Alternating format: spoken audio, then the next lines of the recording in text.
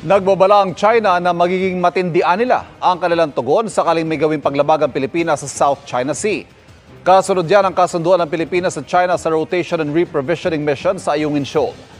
Ayon pa kay Chinese Foreign Minister Wang Yi sa kanilang pulong ni Foreign Affairs Secretary Enrique Manalo sa ASEAN meeting sa Laos, dapat tuparin ng Pilipinas sa mga pangako nito sa ilalim ng kasunduan kaysa umurong at lumikha pa ng anumang komplikasyon. Sa hiwalay na post, sinigundahan ni Manalo ang dapat na pagsunod ng dalawang bansa sa kasunduan. Kahapon nagsagawa ng RORE mission sa BRP Sierra Madre. Kasunod yan, inilabas ng China ang pahayag na ang kasunduan sa pagitan ng China at Pilipinas ay nakabase sa kanila'y 3-point principled position ng China.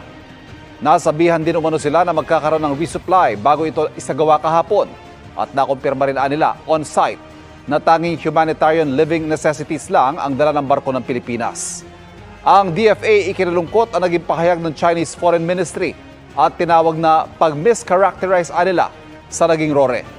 Dagdag pa ni PCG spokesperson for the West Philippine Sea, Commodore J. Tariela, hindi humingi at hindi manghihingi ng permiso ang Pilipinas sa China para sa RORE. Wala rin anyang boarding at inspection ng China Coast Guard na nangyari, taliwas sa kanilang sinasabi.